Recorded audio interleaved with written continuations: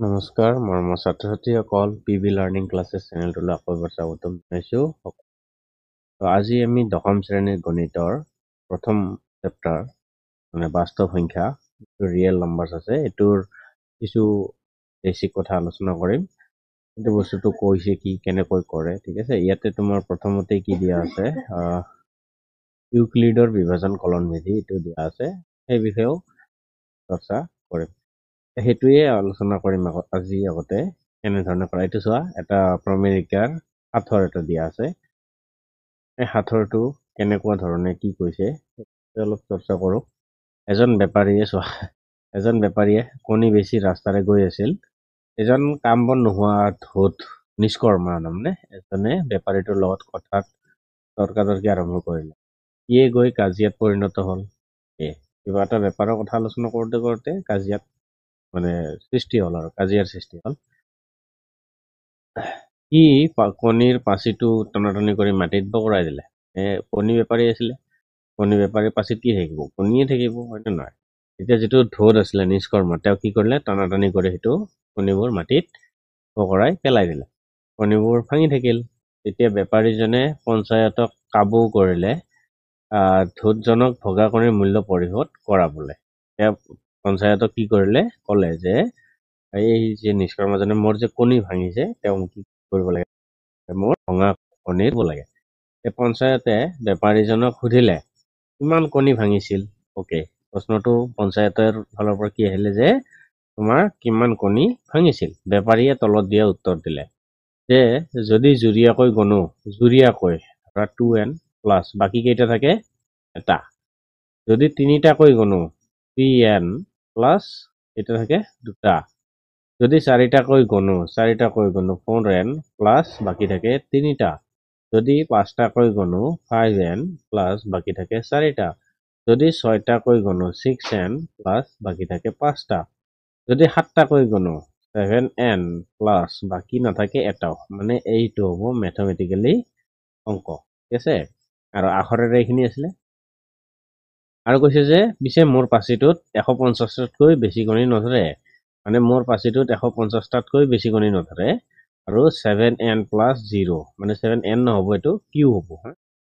Q হ'ব, কিতাপত Q মতে পাবা, কিন্তু মই ইয়াতে এনেৰে কৰি দিছোঁ। বেছিভাগ মই এন কামটোতে কৰোঁ। কৈছে যে গতিকে তাত কিমানটা কণী আছিল। আমি চেষ্টা কৰি সাঁথৰটো সমাধান কৰোঁ আহা। এতিয়া এইটো চোৱা, 150তকৈ সৰু। এতিয়া কি কৈছে, যদি 7টাকৈ গণা হয় তেন্তে 7p প্লাছ 0। মই তাতে ধৰিছিলোঁ, মোৰ ফালৰ পৰা মই কি ধৰিছিলোঁ 7n প্লাছ 0। এতিয়া 6n প্লাছ 5 ধৰিছিলোঁ, হয়নে এইটো। তাৰপিছত 5n প্লাছ 4 ধৰিছিলোঁ, 4n প্লাছ 3 ধৰিছিলোঁ। তাৰপিছত 3n প্লাছ 2 ধৰিছিলোঁ, টুৱাইছ n প্লাছ 1 ধৰিছিলোঁ। মানে এইবোৰ মই ধৰা যিটো লিখিলোঁ, আৰু বাকীখিনি কিতাপত দিয়া আছে, তোমাৰ সন্মুখতে আছে। এতিয়া কৈছে যে ইউ বুলি ধৰিছে, আমি এন বুলি ধৰিছোঁ, কথা নাই। আমি এই বস্তুটোৱে এতিয়া ইয়াতে এটা উদাহৰণৰ দ্বাৰা কৰি চাওঁ। চোৱা,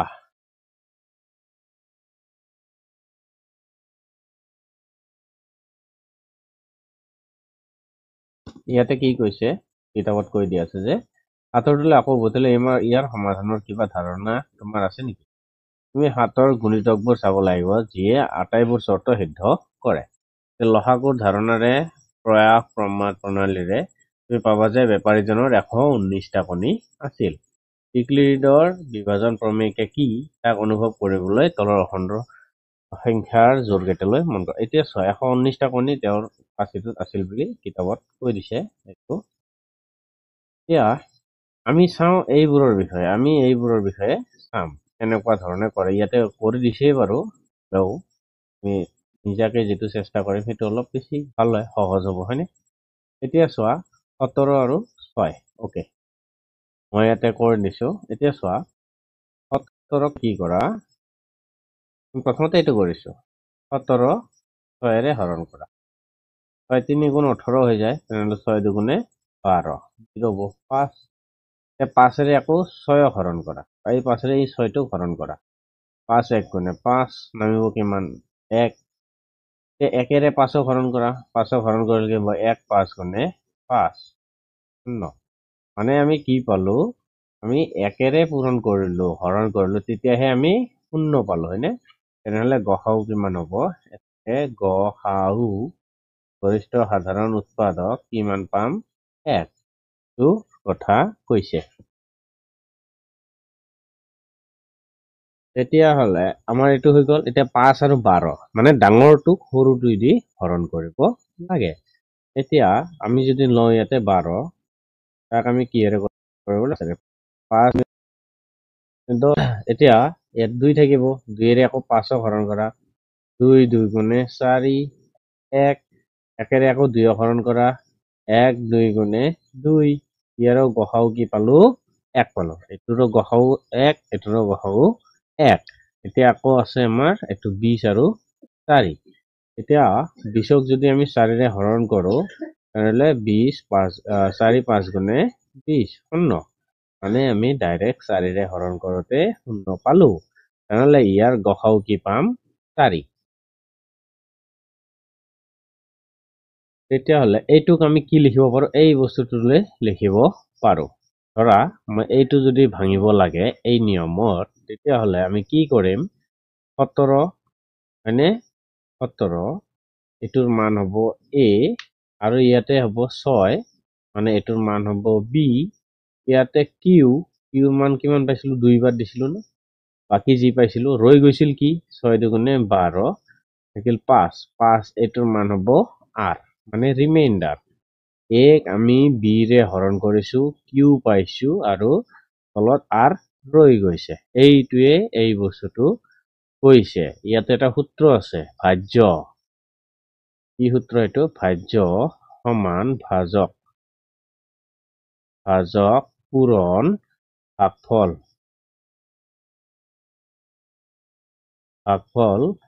যোগ ভাগশেষ মানে ৰৈ যোৱাটো এতিয়া ভাজ্য ইয়াতে a আছে সমান ভাজক b আছে পূৰণ ভাগফল কিউ আছে মানে কুৱেশ্যন যোগ r ভাগশেষ r আছে এটোকে direct b Q plus r বুলি লিখা হৈছে মানে এৰ মান এনেকুৱাকৈ হৈছে এটো হল মেইন সূত্ৰ এই সূত্ৰটো মনত ৰাখিব লাগিব কাৰণ কামত দিব এতিয়া আমি আহো চোৱা এইটো 10 3 4 19 আৰু 81 এইবোৰ তুমি নিজে কৰিলে বেছি হয় ট্ৰাই কৰি চাবা ঠিক আছে এতিয়া উপপাদ্য চোৱা ইয়াতে আছে এইখিনি সোপান দিয়া আছে মানে স্টেপ 1 স্টেপ 2 স্টেপ 3 ইয়াতে উদাহৰণ নম্বৰ 1 উদাহৰণ নম্বৰ 1 টোক আমি অলপ আমাৰ নিজৰ ধৰণ মতে ট্ৰাই কৰি চাব পাৰো হয়নে এই বস্তু ওকে ইউক্লিডৰ কলন বিধি প্ৰয়োগ কৰি ইয়াৰ গসাউ উলিওৱা স্টেপ স্টেপ কিবা একো হেনেকুৱাকৈ লিখিবলৈ নাযাও আমি কি কৰিবলৈ যাম আমি ইয়াতে আলোচনা কৰিম প্ৰথমতে ইয়াতে উদাহৰণ 1 টো আমি লওঁ উদাহৰণ 1 টো লৈ আমি আলোচনা কৰো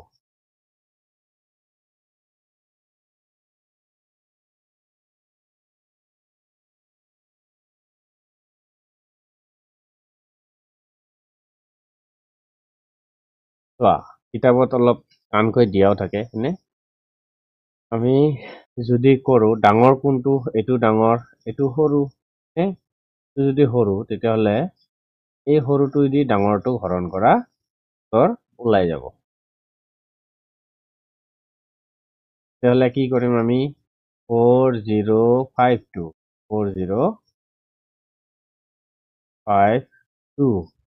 ওকে আমি 1 2 5 7 6 ইয়াতে 4টা আছে আমি যদি 4টা লওঁ সৰু হৈ যায় ডাঙৰে ল'ব লাগিব 5টাই ল'ব লাগিব যদি 5টাই লওঁ তেতিয়াহলে ইয়াতে কিমান আছে 12000 ইয়াতে যদি মই 3 দিওঁ ইয়াতে 4000 আছে বাহিৰত ইয়াতে 3000 আছে তো মই কি কৰিব পাৰো 3 বাৰ দিব পাৰো 3 বাৰ দিলে 4 3 গুণে 12 হ'ব 3 2 গুণে 6 3 5 গুণে 15 5 হাত থাকিল 1 তাৰপিছত 3 0 গুণ 0 1 3 4 গুণে 12 তাৰপিছত ইয়াতে বিয়োগ কৰিলে আমি কি পাম 6 ৰ 6 গ'লে 0 7 ৰ 5 গ'লে 2 5 ৰ 1 গ'লে 4 বাকিখিনি আৰু নাযায় 420 আকৌ কাক কৰিব লাগে 4052 420ক 405 নাযায় 4টা ল'ব লাগিব 4000 তেনেহ'লে যদি মই 10 বাৰ দিওঁ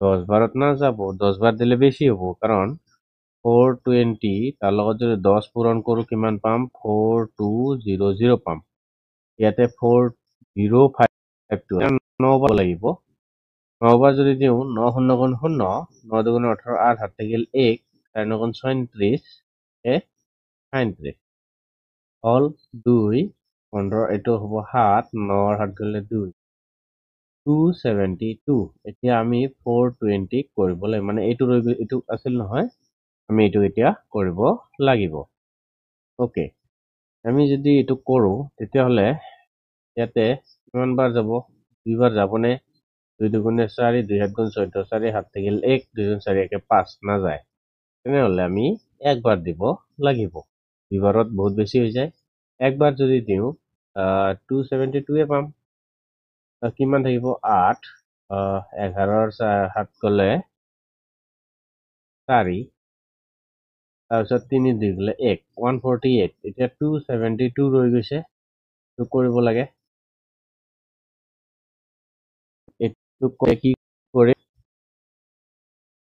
এইটো কৰোঁতে চাব লাগে দুইবাৰত যাব নেকি দুইবাৰ হ'লে যাব লাগে নেকি চাওঁ 8 দুগুণে 16 6 7 থাকিল 1 4 দুগুণে 8 একে 2 1 গুণে 2 নাযায় তেনেহ'লে একবাৰ যাব তেতিয়াহ'লে একবাৰেই দিম নাই একবাৰ 148 বিয়োগ কৰিলে কিমান পাম 4 6 4 গ'লে 2 1 124 124 এতিয়া 148 হৰণ কৰিব লাগে একবাৰ যাব তেনেহ'লে 124 পাম অলপমান ওপৰত লৈ আহিছো কিমান হ'ব 4 8 ৰ 4 গ'লে 4 4 2 24 এতিয়া আমি ইয়াতে কিমান পাম 24ৰে 124ক কৰিব লাগে আমি যদি 5 বাৰ দিওঁ 96 আহিব নেকি কিমান 128 যদি 5 বাৰ দিওঁ 5 4 গুণে 20ৰ 0 হাত থাকিল 2 5 গুণ 10 দিয়ে 12 ওকে 120 পালো 4 নামে 4ৰে এতিয়া আমি কি কৰিব লাগে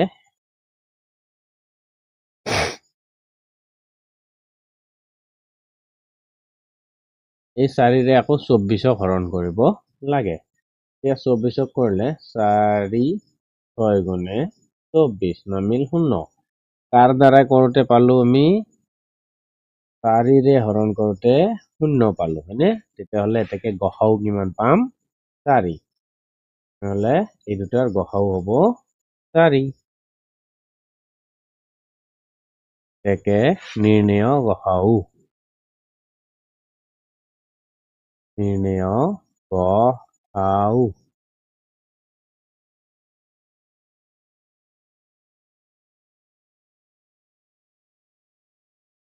নিৰ্ণয় গসাও কিমান পালো 4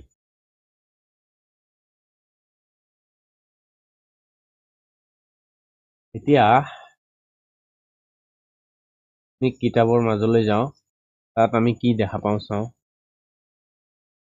এইটো হৈ গ'ল ইয়াতে কৰি দিয়া আছে নহয় আমি 4 পাব লাগিব গসাও